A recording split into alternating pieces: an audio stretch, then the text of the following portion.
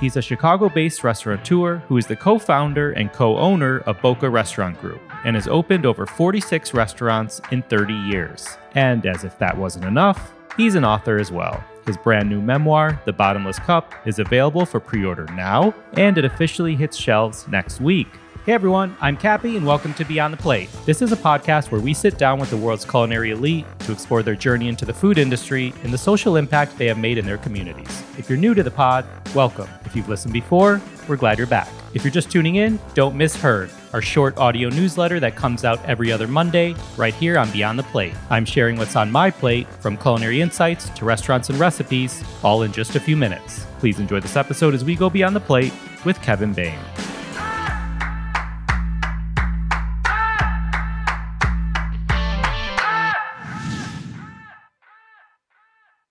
All right, Kevin, we are starting with the book. Hey, buddy. All right, let's do it. You have an interesting part in the book where it says the first time you live in your car, you think this would make for a great book. And the second time you live in your car, you think there probably won't be a book.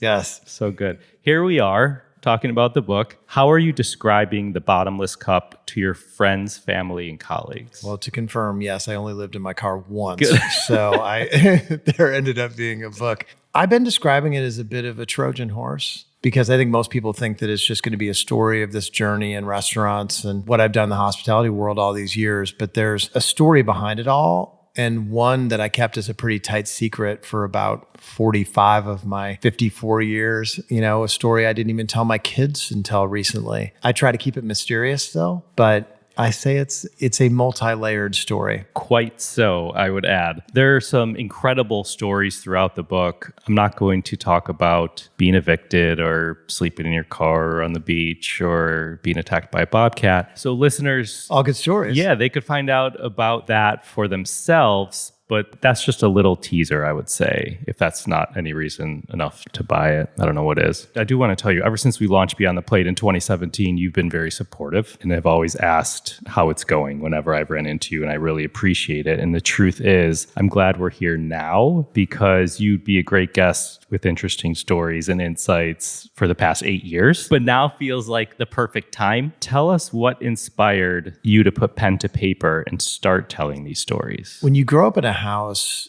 that you feel like you're despised in, you think very early on that the only way that you can be liked in this world is by invention. And so at a pretty early age, I felt like I had to invent someone else in order to be a liked person in this world. So I created really was kind of an avatar for years and years. And when I reached to a point in my life where I wanted to be kind of the authentic me, there was kind of an overwhelming feeling that I was like, I kind of want to tell people actually who I really am. And so when I first wrote the book, started writing the book, it was more of an exercise than just saying, I think I'm going to write my life story down. And I think I'm going to try to strip all the coats of varnish and choreography off of all these stories I've written for years and really write the truth. And maybe I learned something out of it. It was more like therapy. Once I talked to a book agent, it became a real thing. It was both an adventure in writing a book for a publisher and still a therapy session every single morning, one that I got used to and I kind of got addicted to. When I finished the book, I was actually very sad. I wrote that last paragraph and not only was cathartic, but it became like a meditation for me every morning. Because how long was the process? From beginning to end, about 4 years. I was toying with the beginning of it before I got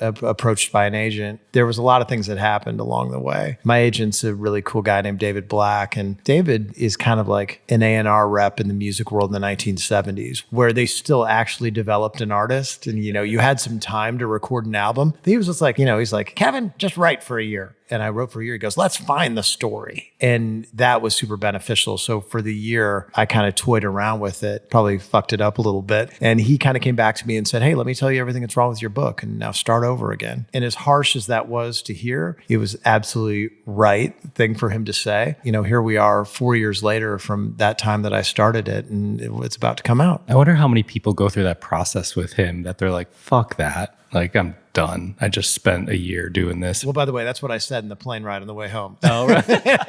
I was like, maybe I'm not cut out for this, but if we're doing it right and we're really evolving as a human, being self-critical is a really crucial part to the proper formation of us as a human being, right? And to go back and look at it and say, you know what, he's right. And, I need to write in dialogue better. There are certain parts of this book that don't feed the 3 pillars of this book. And so I had to understand really what the story was about. And like, I'd never written anything that long before. I'd written a lot of things that were 1,000 to 1,500 words. I'd written, Esquire and Fast Company and Chicago Sun-Times and Northwest Florida Daily News and even the Daily Illini when I was in college. And those were kind of fast and easy. They had a beginning, a middle, and an end, but a book's completely different. You have to plant stuff early. You can't just bring something up out of clear air in like chapter 10. And so I learned a lot of tricks of the trade along the way. Is there a book you read in the past that had a great impact on your life? The Tender Bar by J.R. Moringer. When I read that, it was kind of a coming of age story for him. And in the story, he didn't really know his father, but he heard his father. His father was a DJ. And so he would listen to him on the radio.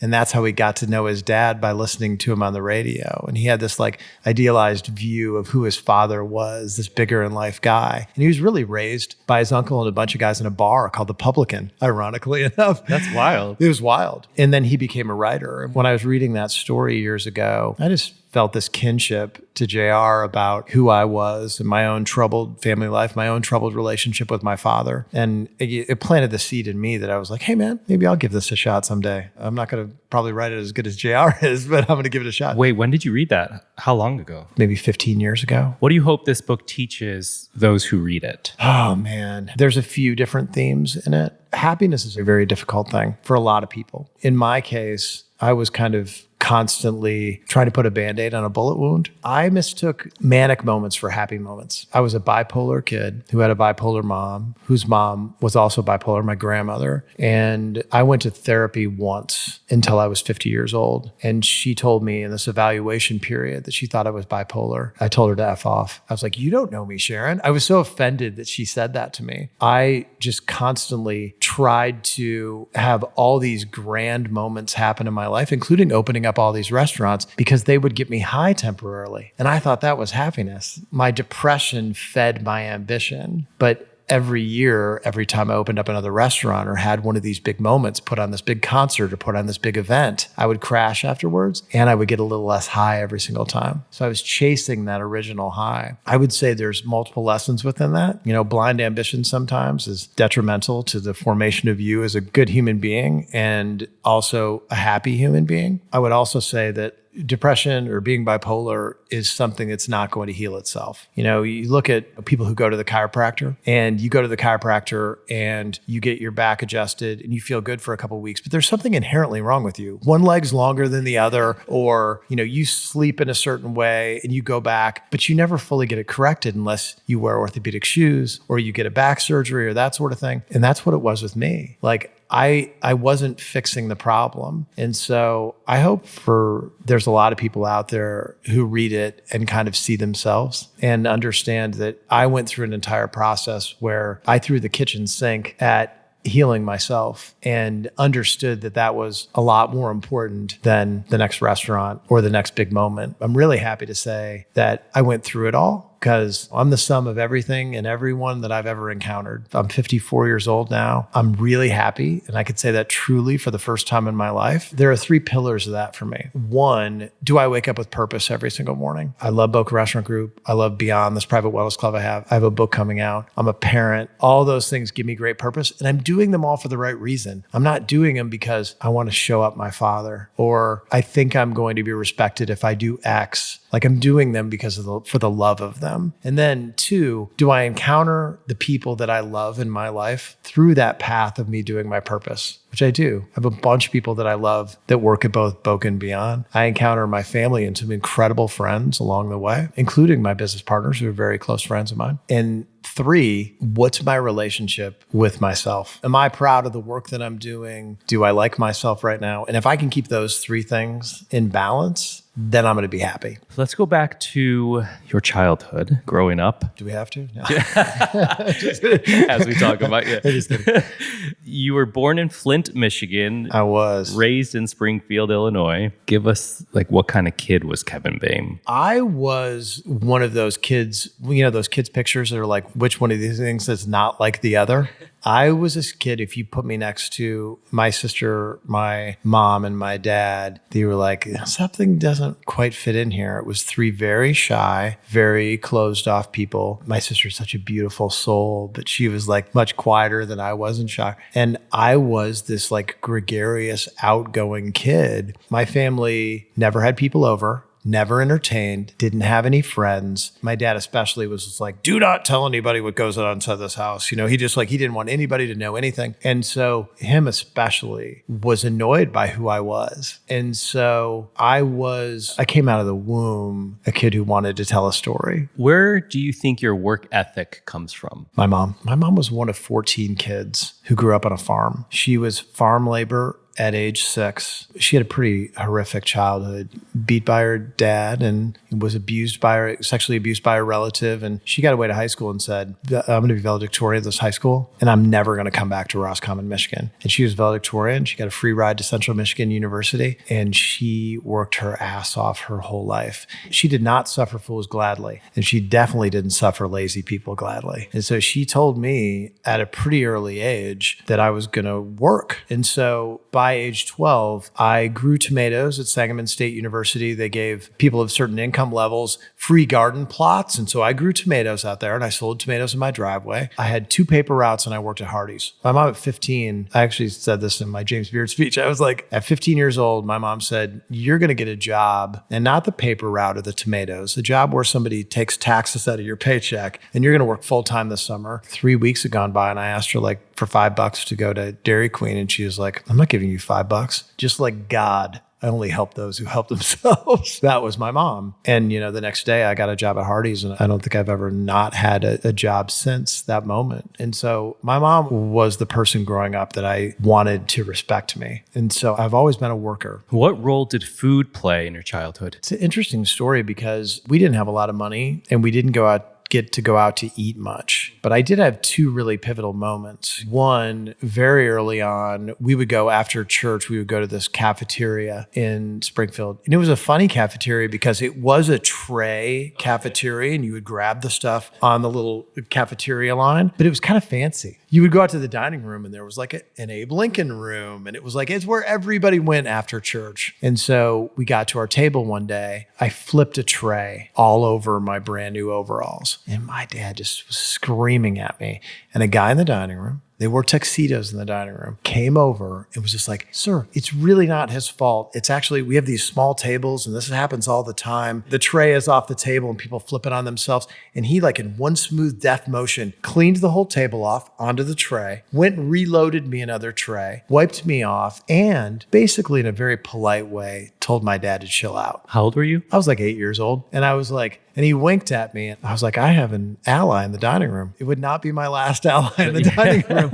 And then I had a moment where we went to this restaurant called Southern Air. And Southern Air was like, we went there for Mother's Day brunch. And on the buffet, they had oysters. And I was so fascinated by things that rich people ate because we didn't have very much money. And I would watch Dynasty or why is Alexis Carrington so fascinated with these oysters and caviar? And so I, just like a lot of kids who don't get exposure to things, when they see them, these opulent things, they think they must be magic. And at the same time, these places were social.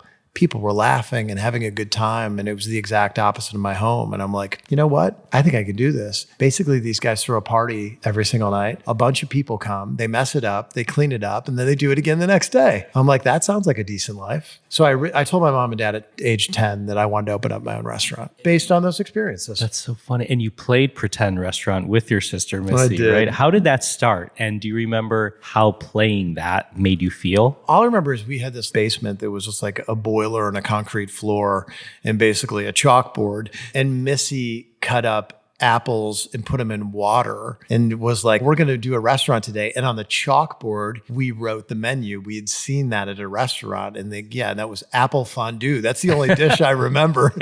And so we named our restaurant and, one person to be the host of the restaurant. They would serve the other person and we would seat people at the little card table that was downstairs. And then we would give them a bill at the end. Who were the people early in your life that instilled a sense of confidence in you? I had my AP English teacher at Southeast High School was an intimidating woman named Sandy Wands. She was also the women's basketball coach. She was about 6'2", 225, and I wrote a paper. I was at that point in my life where maybe I was a little bit of cut up in class, but a fun-loving one. I wasn't trying very hard in high school. And as I was leaving the classroom, she grabbed me by the arm and she goes, hey, she had my paper in her hand. She goes, quit selectively using your intelligence. It's not a good look. This is a really good paper. You're a good writer. And the rest of the day, it just stuck with me. And I went back to her and I was like, what did you mean by that? And she goes, you're smart, but you're lazy sometimes. She goes, you're a really good writer. And that was the first person that told me that I had any writing skill. And Springfield, people held their cards pretty close to their chest. There wasn't a lot of people throwing compliments around about anything. I was one of the first real compliments I'd ever gotten in my life. My mom, who I adored, also, she threw around compliments like manhole covers. She was not telling you you were great. And when she did, you felt like you'd really done something. But I stayed in touch with Sandy over the years. A set of perfectly placed words at the exact right time can really change the trajectory of someone's life, because my mom had such a tough life growing up. And I asked her at the end of her life, I was like, Mom, what was the turning point of your life? And she goes, honestly, getting cancer. Because I finally figured out that people really loved me and weren't just tolerating me. And I was like, God, if somebody very early on had said something to her to let her know how great she was. My mom was talented and smart, but she never got that type of feedback. So I think about that with Sandy. Who knows if I would have ever written this book or tried to write anything else that I ever did if she hadn't said that to me. Well, this question, I should preface, comes from my wife. If you were to set a four-top, what 3 people would join you at the table? I would say people that helped shape who you are today. I have a little thing on the notes section of my phone, which is all the people that I love that I know love me. I recommend everybody to do that because it's a good thing to level set yourself, especially when you're listening to noise about people that don't matter. Remember who the people that really matter are. And I would take people off of that list. One is Will Guidara, one of the closest people in my life. We really got to know each other when I spoke at Welcome Conference and just felt like we were kindred spirits and now talk constantly. He's one of those great guys that when you're talking to him, he tells you that he loves you. The stuff that he writes in Unreasonable Hospitality was not done for show. That's really who he is as a human. He's a very loving person, and he's my favorite person to brainstorm with in the entire universe, which we do a lot. I put Rob Katz at that table. We've been business partners for 25 years. People always ask me, what's the secret of a good business partnership? Agreeing 95% of the time. And when you don't agree the other 5%, nobody draws a line in the sand. And so him and I still enjoy hanging out and having dinner together and being business partners. We've had a great partnership. Third, man, oh man, this is a tough one. I'll pick somebody not restaurant related. There's a guy named Tom LeClaire that lives here in Chicago who, when I sat on the board of the Hope Institute in Springfield, Illinois, it's an autism charity in Springfield, Illinois, Tom brought me into that fold. And Tom took a special interest in my children. And he means so much to my kids that my daughter, who's a senior at Ignatius, is writing a college essay right now, and she's writing it about Tom LeClaire. Tom's a really, really special human who he gave one of his kidneys away to a perfect stranger because he woke up one morning and he was like, I've had a really blessed life. I bet there's somebody out there who could use one of my kidneys. And he had to go through a year of psychological testing because it didn't make sense to anybody that he would give his kidney away to somebody who he didn't know. Sounds like an amazing person. He's an amazing human. I'm probably have been in the room with him. I feel like at one of your restaurants at some point. You probably have. Here's the interesting thing about him. He's both an amazing human and he's also one of the biggest smart asses you've ever met in your entire life. So he's this interesting human that's both a saint and an asshole. That's funny. And so he's a lot of fun. So I'll go with that. I'll go with those three. Do you ever doubt yourself? Constantly. I think fear is such a driver. I actually was just talking about this with Will and Rob last night. We were all on a call. We were driving back from the suburbs, and Will had said that he made it a special point to tell his team that he wasn't going to operate from a position of fear anymore because sometimes that made him drive too hard. He wanted to be softer in that regard. And Rob was saying how effective a driver it is for him and that he sort of needs it. Listen, the restaurant business is pretty unforgiving. And so even if you do everything right and you blueprint the shit out of it, you can still fail. Yeah. I never feel like when we're opening up one, then I'm like, well, I've done those 46 times. This one's going to be awesome. I always kind of think for a split second before we open that this one's not going to work. I think there's only like 2 restaurants where I've gone in with like ridiculous confidence that they're going to succeed. Which ones are those? I felt really strongly about Girl and the Goat and Momotaro. What do you do? What tricks do you have up your sleeve for when your confidence is shaken or like the doubt is there? There's a thing, the Hoffman process. You ever heard of that before? The Hoffman Institute? I wasn't too familiar, but from the book, I became familiar with it. So it's like the world's hardest psychological boot camp. If you want a heaping spoonful of self-awareness, go to Hoffman for a week. They teach you something called a quadrinity check. So when you wake up in the morning and you have a rational fear or anxiety, but you can't quite put your finger on it, they give you this really great life hack, which is most people think that internal voice that they have is just one voice. It's really 4 voices. So picture your 4 different versions of Andrew. Picture yourself in like a business suit, like your work attire. Picture yourself in your workout attire. Picture yourself, your school picture from when you were 12 years old, and picture your favorite headshot of yourself, but make yourself look like a god, like light coming through your hair and your fingertips.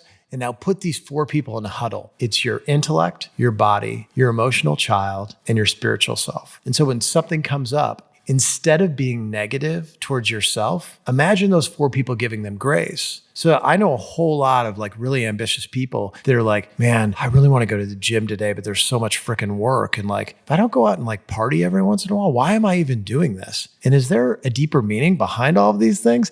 And those things are constantly going in people's brains. But if you imagine those 4 people and the one saying, hey man, go to the gym, intellect giving the body the permission to go to the gym and being like, dude, go work out for an hour. We'll find the time to pick up the work. Sometimes the easiest thing in life to do is to reframe something a little bit. And the reframing of that, and me every morning going through those 4 things and like, what am I really fearful about? What am I really scared about here? Where's my anxiety coming from? And you're just like, you root for yourself instead of being negative. And this negative narrator becomes more and more, it's like an old man, telling you to get off his lawn. Yeah. He becomes more crotchety as time goes on. And now I don't ever have those moments where my narrator's telling me to be scared or telling me that I'm a piece of crap. It's 4 people in a circle and I picture them in my head. And when you go to Hoffman, you have this picture of yourself at 12 years old. That's the front of your little packets you have all week. And those 4 faces are burned in my brain. I look at them every morning. And if there's nothing wrong, I just thank the 4 of them. That's really interesting. The frame of mind thing, I know it's deeper. Well, I don't want to say it's deeper than that, but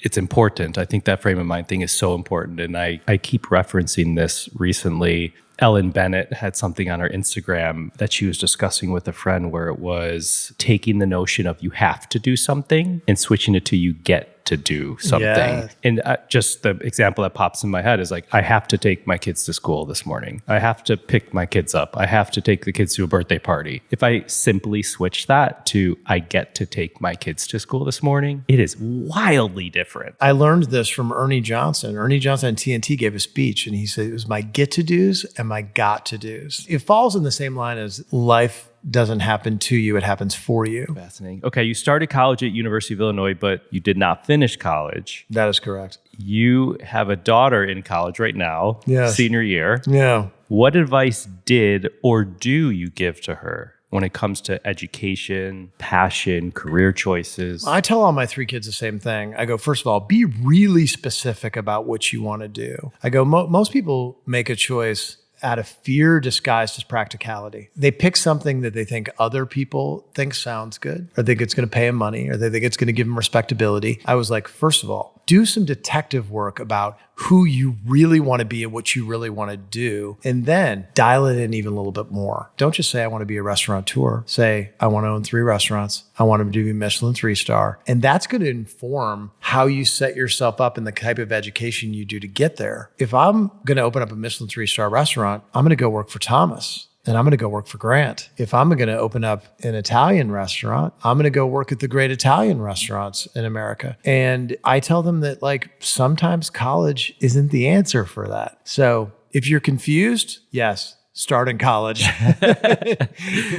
and get that education, because college just isn't about what you're studying. It's teaching you how to be a human being. In those 2.5 years I had at University of Illinois, I learned a ton. I might not have come out of there with a degree, but there's a whole lot of people who shaped my life for the rest of my life. 2 of my housemates at University of Illinois became legends. You know, one was Dave Eggers and one was Mike Hopkins, who's the last American astronaut in space, who's had like 4 space missions and now, you know, works for SpaceX. Those were guys that I went in and I was like, dude, you actually can know exactly who you want to be at 18 years old. You asked Mike at 18 what he wanted to be. He told you an astronaut. And so there were these moments when I was 18, 19, when I felt pretty lonely standing in the shadow of those 2 dudes, but it made me think about what I actually wanted to do. And I give those 2 a lot of credit for making me jump off that cliff and go try to be a restaurateur. And people used to throw the word courage around when you're 18, 19, 20 years old, like, ooh, that took a lot of courage dropping out of college. No, it didn't, man. I could have gone right back to college. What was going to happen in those 2 years? I was like, I'm going to go work at a legitimate restaurant. I'm going to go try it on for size. So when I talked to Luca, Lola, and Sophia, my 3 kids, I'm just like, hey, man, at this point in your life, you can do anything. So try it. You're pulling levers. Everything's pulling levers in life. Let's see what happens if I do this.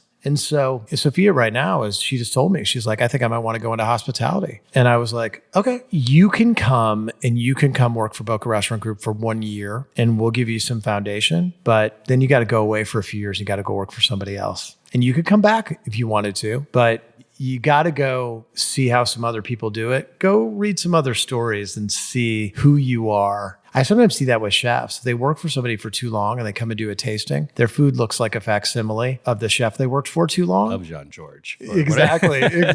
And so when they've worked for 6 or 7 people, it's that Miles Davis quote, it took me years to learn to play like myself. I love that quote. I was talking about this with Gavin Kaysen recently. Look at EJ. I mean, Emeril sent him to work in London, to work with Eric Repair, to work with other people, because he, not just to know how to cook their New Orleans Cajun Creole food. 100%. And it's like, it's so much more interesting to tell your own story. And so to her, I was like, I want you to go work for Danny. Almost selfishly, I want to like I want to hear. Come back and then present to us. Yeah, totally. There's so many good operators, and everybody does it differently. If you look at the DNA of One-Off Hospitality, or Gibson's Group, or Lettuce, or us, or Hog Salt, we all do it differently, man. Thank God for that. That's what makes it interesting. And I'm always fascinated by the way they tell their story and what they do when they open up restaurants. I'm still a student of it. I love walking in. I love it and I hate it when I walk into somebody's restaurant and they really nailed it. I'm like, God damn it, that's good. Okay, you drive to Florida and, well, a lot happens in Florida. Let's just say that. You work at a couple places, you own some places, you have quite the time in Florida. I can't spoil this part of the book because it's really good. What was going through your mind when you were on the drive to Florida? Oh, man.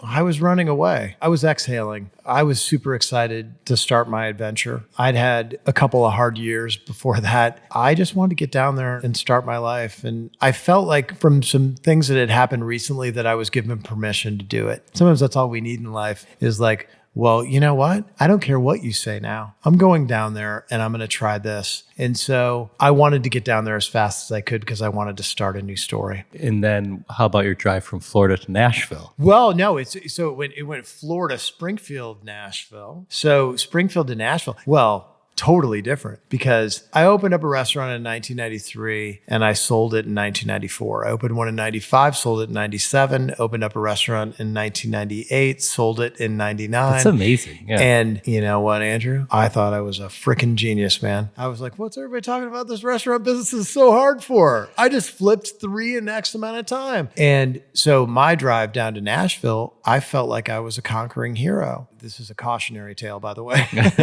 What we're now about to enter into is Kevin's cautionary tale. I'm on my drive down there and I'm like, okay, let's go. Let's go attack another city. And so it was fun. I remember that drive feeling really good and I was feeling really good about myself. That was the good part of the story, was going down there and like, let's do it now. In movie terms, I had just shot 2 films in Florida that were like the Blair Witch Project. I had no budget. I had one little handheld camera. And then I got to Springfield, like an A24 flick, you know, like I still didn't have a huge budget, but you could see it. And then Nashville was a full-fledged studio picture. I had some money. I borrowed some money on top of that. And I was like, oh, no more thrift shop plates for me. How does it feel going back to Nashville? You guys are opening more places there now. It's great because I'm glad we're doing it right now. I get to go back to a place that I had a lot of success early on and then pretty spectacular failure. And I get to go back as a completely different human and I can laugh at all that and I can drive past the old spot. We were the first restaurant ever in the Gulch. We were Gulch #1. And the restaurant in my old space was Zambuca, and it just went out of business. Same landlords. They just reached out to me and asked me if I wanted to take it back over. And I was like, I can't do it. I took a couple meetings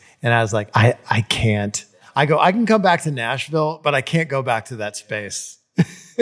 Really crazy. But you know what? It was fun having the cup of coffee about it for a second and like talking about it. And then I was like, something told me. I listen to my heart these days. And I was like, no, don't do that. You kind of named some of these people when we talked about Sophia, but who would you tell a young and hungry restaurant worker to look into now or to research or to pick up their book? Oh, that's a really good story. I don't think there's enough good books out there. I think there were some 20, 30 years ago, but I think the world has changed. There is not enough material out there about restaurant financials. And so, I'm not to say there's not any. I think Donald Burns writes some very good prescriptive books. And obviously you can learn a lot by reading Danny's book and reading Will's book, but like the restaurant model's changed. It's gotten a lot harder. And so I meet with people all the time that don't understand what the benchmark numbers should be. So if you think about, there are 4 things you need to do to check all the boxes to make a successful restaurant. So the core competencies that everybody always talks about, there's hospitality, there's food and beverage, and there's design. And then there's financial responsibility that lies under those 3 things, because if you can't get that right, the other 3 don't matter. Napoleon has a great quote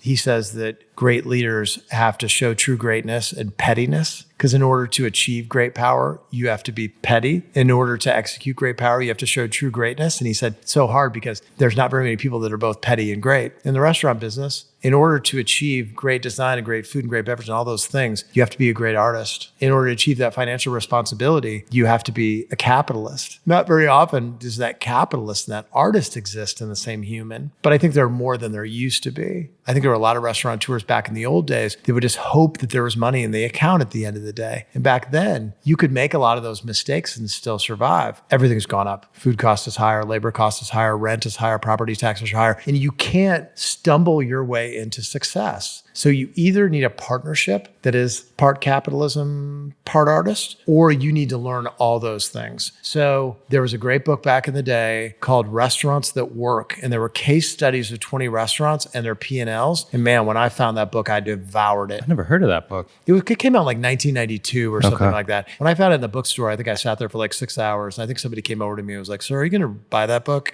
Well, it's funny because the amount of times I've run into you and often hear great stories, I am most captivated when you talk about numbers or financials or X amount of people or turns or check average or whatever it is. And I always think your mind is pretty incredible, like when it comes to that stuff. And so we talk about the book and some of these stories, but for me, I listen to the whole thing. Sometimes you went over really quick financial parts to your past restaurants. And that was so fascinating. It is to me. buried in this narrative, these kind of like ideas of how you create a successful restaurant from a financial perspective. And my advice to a young operator is like, first of all, open up a small restaurant. That's your beta. Pour over every plate, do a great job. Writers love an underdog. Have 50, 60 seats. Raise an amount of money that you can pay back, and then get those people that you borrowed that money from their money back, and then they will champion you on your next bigger restaurant. But go in and understand what all the benchmark numbers are, what you have to hit, and engineer your restaurant that way. And so our model at Boca Restaurant Group is 22% blended cost of goods sold, 38% labor equals 60 prime. And then we try to stay about 6% occupancy, 22% everything else, leaves 12% profit. And so that's the basics. You know, if you're opening up an Italian restaurant or a Mexican restaurant or a pizzeria, you can run slightly better cost of goods sold than that. If you open up a steakhouse, you're going to run higher cost of goods sold because the check average is so high, you're going to run slightly less labor. And then if you pay more rent than 6%, and the New Yorkers are listening to, they're like, 6%? What are you talking about? I pay 10% rent. New York prices are also higher, which drives down that cost of goods sold. So, but these things don't happen by accident. So you have to pre-write the script of your restaurant before you do it. And that doesn't happen quickly. And so I had this binder that I carried around with me all the time when I was like first starting out, and I would like steal menus, and I would get information, and I would take cut sheets from, you know, kitchen manufacturers. And I had this giant dorky looking binder by the time I opened my first restaurant. And like, I thought I had dialed in everything. That fear of failure drove me to try to pre-guess everything. And so you got to try to pre-guess as much as you can. Yeah, that's good advice.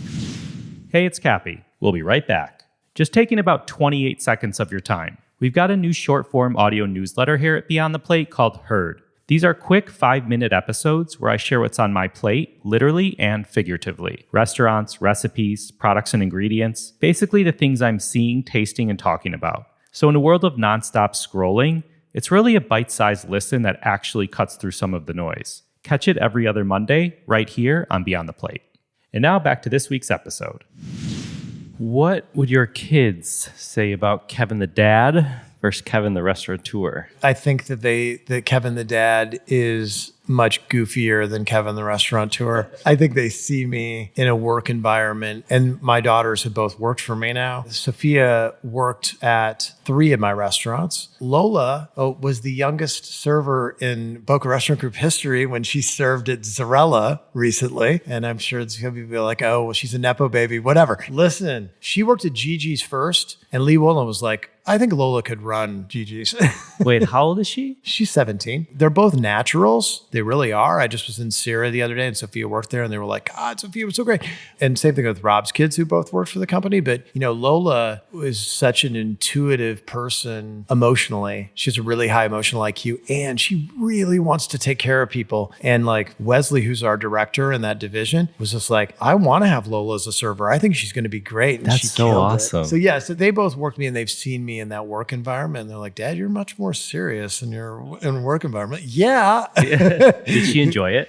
She did. She really liked it. What 3 words would you use to describe yourself? Emotional, empathetic, passionate. What 3 words would your business partner, Rob Katz, use to describe you? Emotional, for sure. Not in a bad way. Appropriately emotional. We're both numbers guys, and we like it a lot. So I think he would maybe say something like scientific. I know there's a science behind everything. We've had a lot of fun together. I think he'd say fun. And by the way, I am just as fun sober as I was when I used to drink. Somebody came up to me the other day and they go, I hear you're boring now. And I go, what does that mean? And they go, well, I hear you don't drink anymore. And I'm like, that doesn't mean I'm boring. I heard Rob Lowe say on his podcast the other day, he goes, I thought when I stopped drinking that I was no longer ever going to have fun ever again. And I think I had I think I thought that 10 years ago. I didn't think that when I quit drinking, but I was like, if I ever stop drinking, like, how do you go to a wedding and not drink? I like the story in the book. I think the story that you're talking about is I had gone 1.5 years without drinking, and we were going to celebrate something. And I decided to have a couple of drinks, and I felt really good. I felt like I felt very confident, and I was like, you know what? I'm going to have a couple more drinks tonight.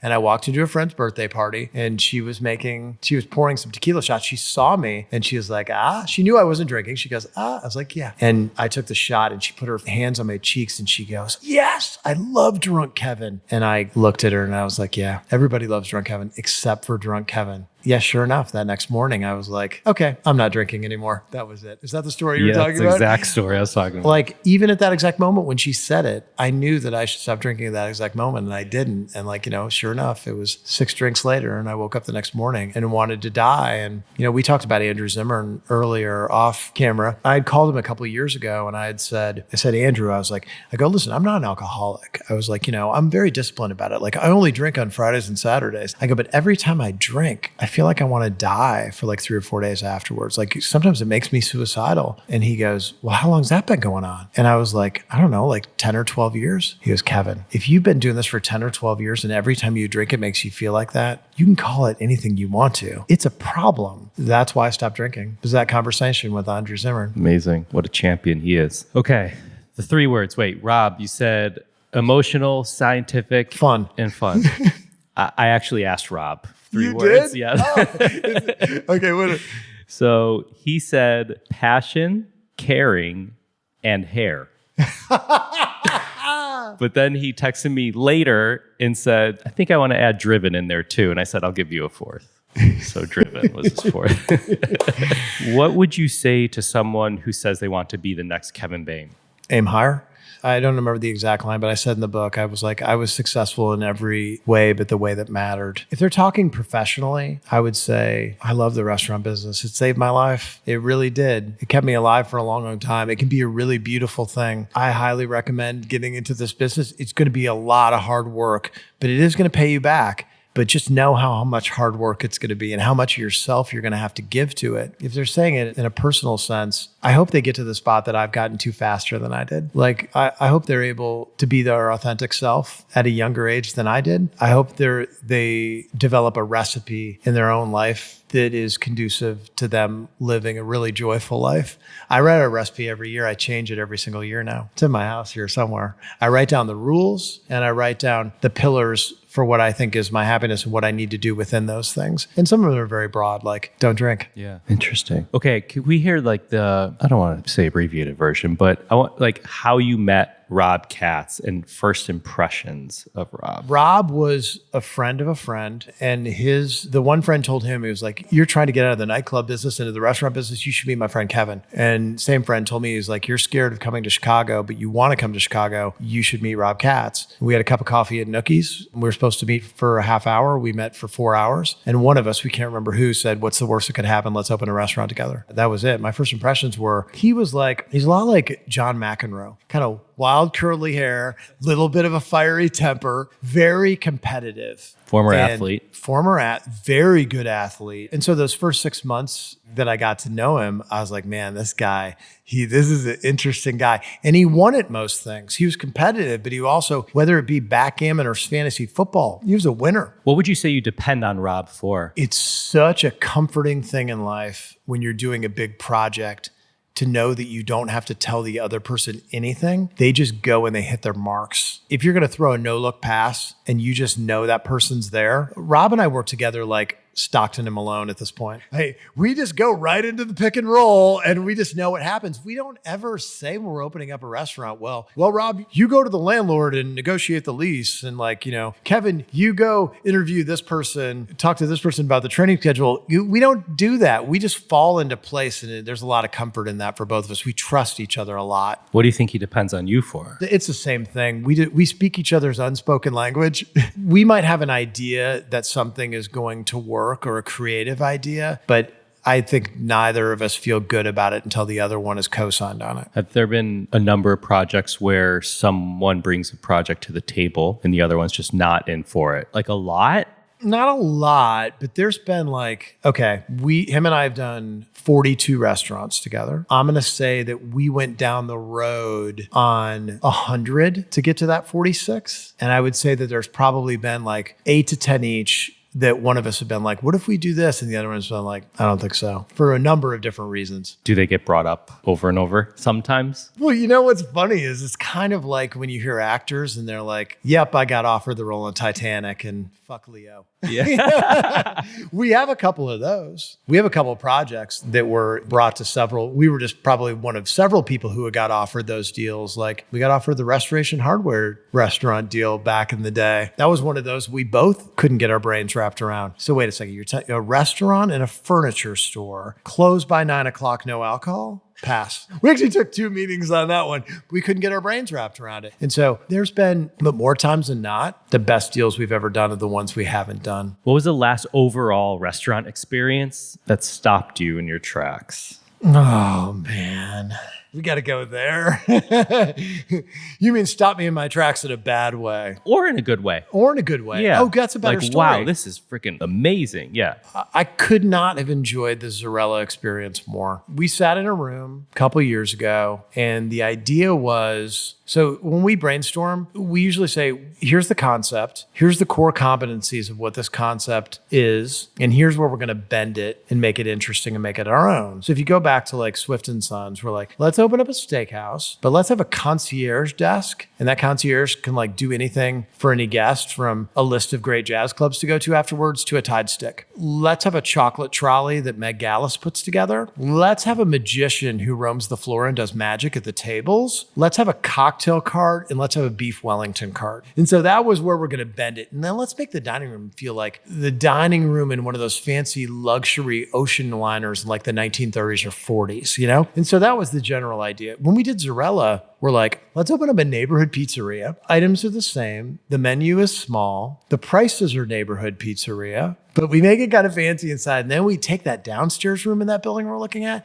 and we're going to make it look like a speakeasy, like a little dining room. It's been there for like 100 years, but the pizza, it needs to be the kind of pizza that like pizza scientists like really dig. So let's do a long test kitchen with Lee and Chris, and let Lee do his own pizza and Chris do his own pizza. And that was like how we drew it up. And it all just kind of came into play. Right cast of characters. Anna Filatov designed an amazing space. Chris and Lee did their thing on the pizza. We found a great general manager named Michael Kunkel, who's like just a bundle of joy and energy. New to the group? Nope. He had been at GT Prime. We found a staff that was like joyous and fun and talked with volume. And it just worked, man. We knew it was going to work like kind of night one. We're like, this is working. And so it was fun. I just had such a great time doing that one. And like, you know, before that, like I had such a blast doing Laser Wolf in New York too. Where do you think hospitality is headed? Evolving is important in the hospitality world. Like, how do you stay a step ahead of the rest? So there's a couple answers here. One, I think that there are certain operators who are going to be in the catbird seat because developers are still going to need restaurants to help rationalize their development. And as it gets harder to make money, I think there'll be more management deals out there, which restaurateurs have been risking everything for years and years, and those deals are less risky. I think as the world gets a lot more digital, restaurants offer an emotional analog experience, which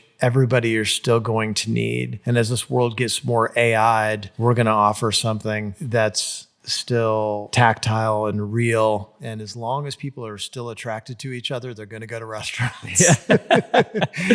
As long as you still want to meet a girl or a guy, you're gonna come out to the restaurants. And so I want us to lean into even more emotional experiences. You know, I love the story of when the economy was taking a bath in 2008, and they went to the CEO of Emirates and said, "What are we going to do? Our air travel's like luxury." And he goes, "You know what we're going to do? Marble bathrooms."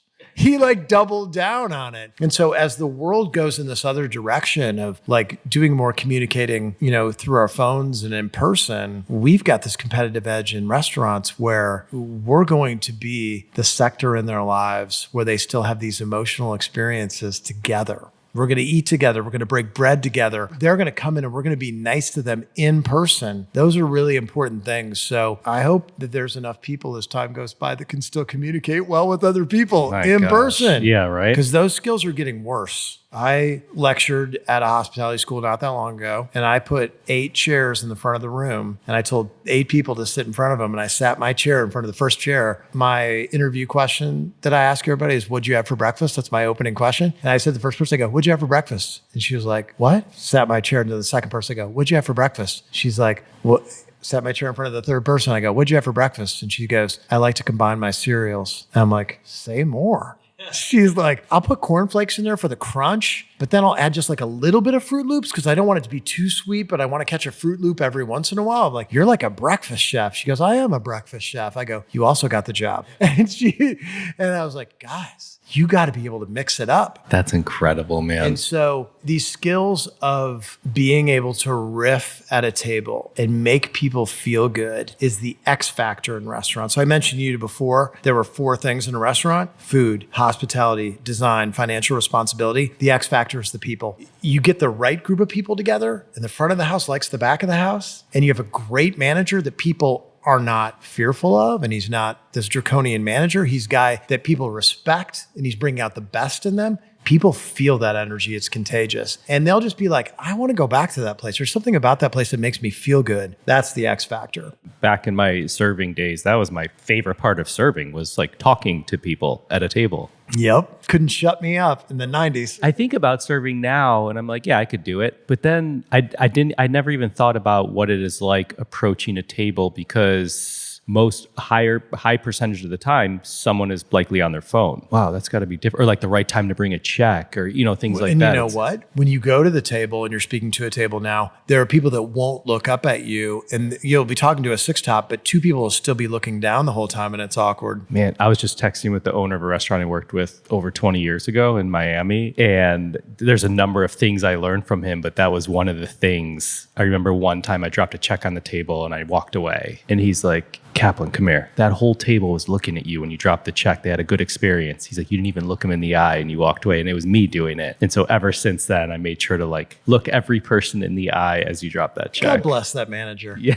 God bless that manager. Yeah. I love those little notes. This is back to what we talked about before, those perfectly placed words. Somebody told you something that you still remember to this day. Oh, yeah. He was an OG Norman Van Aken GM. Norman. Okay. 18 James Beard nominations? Something like that. I think it's more now, maybe. Yeah, but it's like Michelin stars, countless accolades. We talked about Zarella, which was the most recent opening, I believe. Can you give me a recent example of how Boca Restaurant Group keeps raising the bar? It's a great question. I think internally, we keep creating interesting jobs that maybe have not been restaurant jobs before, and we're hiring different types of people. Give me an example. Julie Rue worked for Microsoft for a long time. She's very successful at Microsoft. She didn't like it though. She had no passion for it. She loved restaurants. I think she wrote us a letter, maybe Steven Starr and Danny, and we got back to her, and she ended up working for us. And we did a program with her that was like 12 jobs in 12 months. And every single person she worked with said, I want her on my team.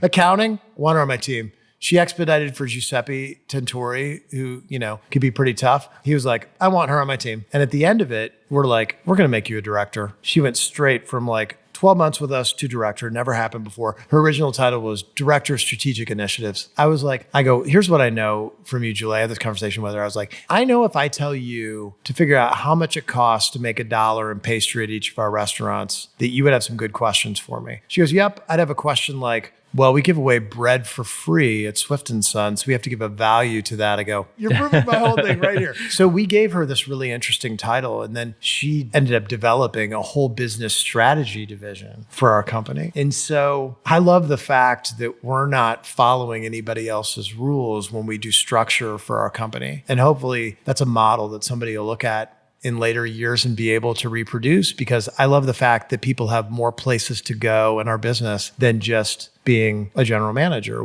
If you're a great general manager, there was only a few places for you to go back in the day. There wasn't a lot of director of ops jobs. There weren't a lot of restaurant groups. People in the restaurant business come in all shapes and sizes and intellects. And now we're creating new jobs to where people have a lot of different places that they can go. That's really cool. I love that. It's a great answer. In addition to Boca Restaurant Group, in 2020, you co-founded Beyond, a private club with a foundation in wellness. Do you have time to practice wellness and self-care? I 100% do. About 4 years ago, I talked about a lot in my book about kind of throwing the kitchen sink at my own insanity. And wellness has always been important to me. But what I've done in the last couple of years is I've said, I don't schedule my meetings very well. I was like, this meeting at 8, 10, 11, 1, 3, and 5, and 7 is really bad. Instead, I'm going to stack them all. So now I stack all these meetings on top of each other. I tell all those meetings I have a hard stop, which makes my meetings really efficient. And then I give myself this pocket every single day of where I get to do some sort of wellness. I do something every single day. I'm in the gym every single day. In a perfect world, I do 5 strength classes a week, 2 yoga classes a week, and some sort of meditation. So in like one live sound meditation. Did you do that at Beyond? Or I do. Yeah. Every once in a while, there's something doesn't fit on my Beyond schedule, and I'll dart to a yoga studio or a Barry's boot camp or something like that. But 95% of the time, it's at Beyond. Yeah. We touched on learning in this industry. We literally learn something new every day in this industry. Would you say you're still learning? One, they keep changing it, so it doesn't matter what aspect of it you're talking about. Plus, every once in a while, we get to do something that's truly new and innovative, and then we got to learn that. So when sometimes governmental intervention changes the economic model, and we got to figure out how to make up that amount. And so every time that happens, you learn something new about how to find a dollar here, a dollar there. We're constantly doing new concepts. So the hardest part about our company is we've only repeated the same concept like 3 times. So we've done, of the 42 Rob and I have done, it's like 38 concepts. So every time out, we're learning something new. We're like, okay, well, let's learn. We have to learn inside this pizzeria now that does this incredibly high volume of delivery pizza. How do we incorporate that into a restaurant that's doing 400 covers a night? Or when we opened up a steakhouse that had 350 seats and we got flat sat before a Blackhawks game, the cheat codes of pre-searing steaks, or something. We opened up an event facility recently. That economic model is completely different. Opening up Beyond, I'd never been in the medical business. We have a concierge medical program there, full-time internists, and working with healers and yoga instructors and fitness trainers, whole nother subculture of people that are motivated by different things than before. I have no shortage of learning opportunities that happen all the time. But I think the biggest learning opportunity of all of them is learning how to manage better and more effectively with a new group of people, because the people that I entered this business with are not the same people that work in this business now. And I'm not qualifying that with saying one group was better or one group was worse. I'm just saying that like the people that I entered in the business with in 1992, 1991, they weren't happy unless they were running 90 miles an hour with their hair on fire. Like they were only upset when they weren't getting triple set. And there's a lot of people in this new group that they're going to be very unhappy if they're triple set. And so I'm learning every day how to approach things better, because I think for about a decade, I was a bull in a china shop in terms of management style. And I mean that only, I was never like a big yeller or screamer or anything like that. But like you would go in and you're like, why are you doing it this way? This is the way to do it. And somebody would go away learning how to do it, but they'd also feel bad about the interaction,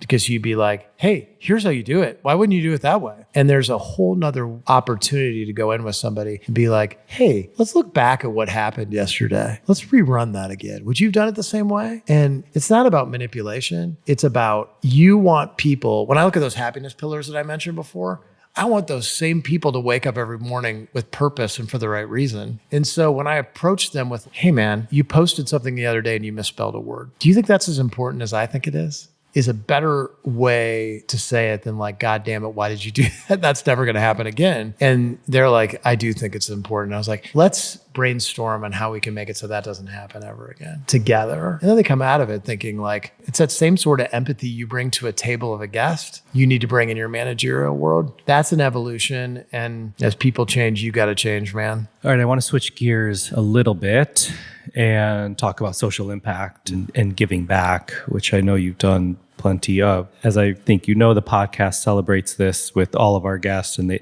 all of our guests do it in different ways. And keeps us inspired and going. And so I would love for you to share some of the work you have done or do in the community. It could be a specific event or cause or organization. 100%. Yeah. I've sat on the board for about a decade of 826 Chai, which was started by the writer Dave Eggers, who was a Pulitzer finalist. And I went to college with him. He not only teaches creative writing to underprivileged kids, but he actually publishes their works. So several times a year, they publish books. There's an 826 in San Francisco. There's one in Detroit. There's one in Chicago. And so what a beautiful thing that these kids not only find a voice and have somebody telling them that they're a talented writer, but then they put it in a book, something that they can go into Barnes and Noble and actually see. Talk about changing the trajectory of someone's life. And there's a whole bunch of stories that they can point to of people who become great writers through that system. It's amazing. He's, very easy to see how he's changed a lot of people's lives. Can you spell it? 826? 826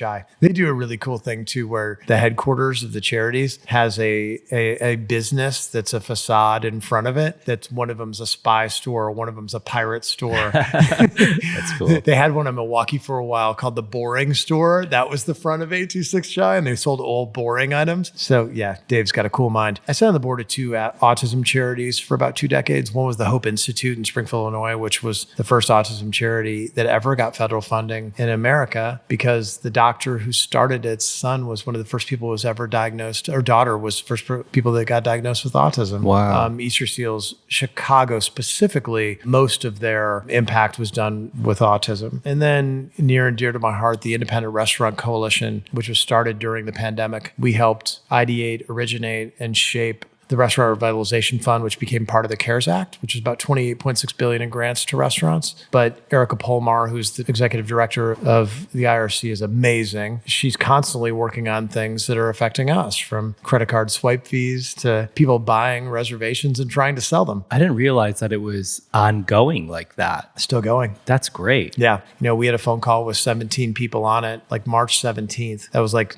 2 days after restaurants closed, and we jumped on the phone together and just said, what do we do? Somebody's like, well, let's raise some money. We raised like $300,000, and then we hired a lobbyist firm out of DC and hired a PR company and just said, okay, let's jump on a Zoom and get to work. And we were probably on a Zoom anywhere between 2 and 6 hours a day for a year. I'll start to tear up if I talk too much about it, because my mom died on March 15th and jumped on the phone with these guys a couple days later. And one day my mom died. The next day we shut down all our restaurants. And this became my support group. Instead of having pre-shift, we had post-shift. And there were all these people on those calls that were shutting down their restaurants. And I remember Donnie doing post-shift and closing Blackbird. Man, that rock bottom I wrote in my book is the gift. True rock bottom. I was really referencing Dax Shepard in that moment. He's got a copy of Alcoholics Anonymous that's next to his bed. That's 36 entries in it. And the 36th entry was the real rock bottom. The 35 were the other moments he thought were rock bottom. Little over a year after the IRC came together was when I hit my own rock bottom. I don't think I could have gotten to that point without that group of people. Just speaking of having purpose, that was the purpose every single morning, was getting up with all of those guys. And from Ivy Mix to Will to Bobby Stuckey to Robert St. John to Caroline Stein to the late Naomi Pomeroy. Oh,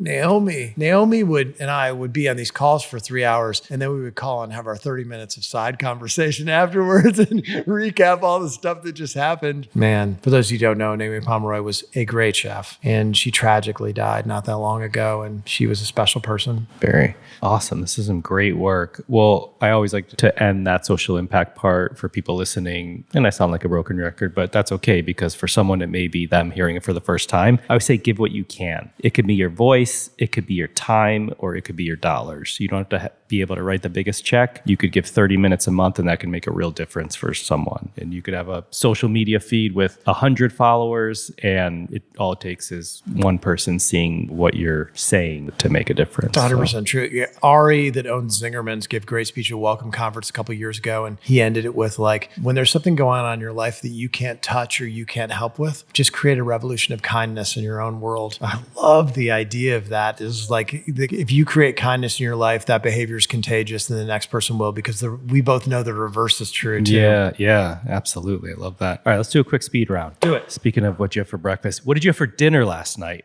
For dinner last night, I came home and my girlfriend, who's Ukrainian, had ordered food from a Ukrainian restaurant. It wasn't necessarily that Ukrainian. It was just like steak and vegetables.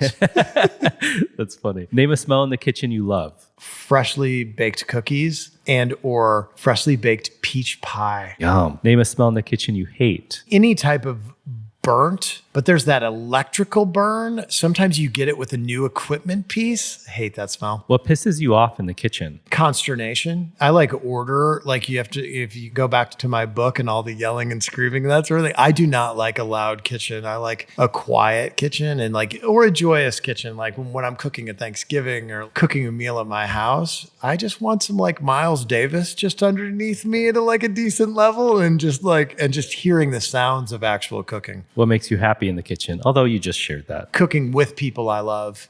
I love it when people all gravitate towards the kitchen and there's a lot of people around the island. Yeah, that's fun. A book or a resource you would suggest to young cooks or managers? We talked about a couple throughout this episode, but we did. I'm a firm believer in working your way through cookbooks. I remember working with Jimmy Papadopoulos years ago, and he was a great cook. And I was and I'd asked if he went to culinary school. He goes, yeah, I went through culinary school by working through the old Charlie Trotter cookbooks. So be a collector of cookbooks. Those Charlie Trotter cookbooks are great. That 11 Madison Park cookbook that, by the way, fun tip, Lee Wolin plated all the food in the 11 Madison Park cookbook. That was his project when he worked there at EMP. It's such a beautiful cookbook, but challenge yourself and all these great cookbooks, zip through them and say, this one looks really hard. Yeah, I don't do that nearly as much as I used to, but I used to read cookbooks front to back and I loved it because you could really get a point of view of a chef and techniques and ingredients and, well, to say the least, but so much more. All right, last question. What actor is playing Kevin Boehm in a movie? I love John Hamm so much. So if I could cast it, I'd cast John,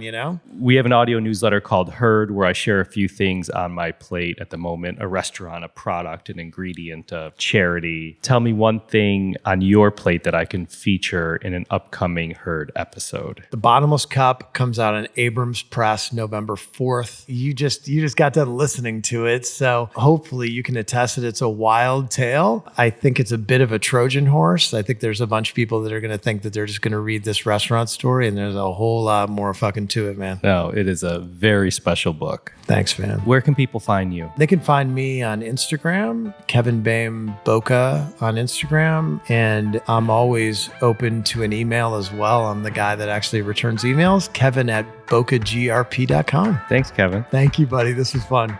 Find all social media links for myself, Beyond the Plate, and our guests in the episode notes and on beyondtheplatepodcast.com. As always, a big thanks to the whole Beyond the Plate team. And if you have a moment, we'd be grateful for your support by rating, reviewing, and even hitting that subscribe button to the podcast. Don't forget to join us next Wednesday for an episode of Beyond the Drink, our companion podcast of Beyond the Plate, brought to you by our friends at Ford's Gin. Thank you for listening to Beyond the Plate. I'm Cappy, and remember, there are never too many cooks in the kitchen.